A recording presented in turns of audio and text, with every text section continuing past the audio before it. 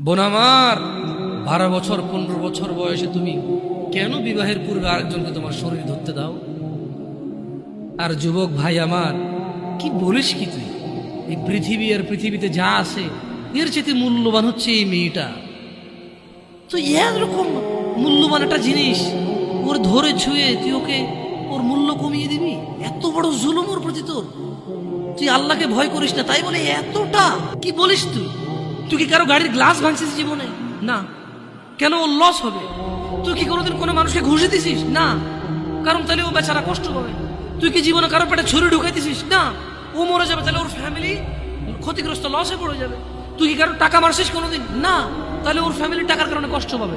তাহলে তুই কেন তুই এত ছোট ছোট বিষয়গুলো খেয়াল রাখিস যে আরেকজনের লস হবে? তাহলে তুই এই মেয়েটার জীবনটাকে তুই কি করলি?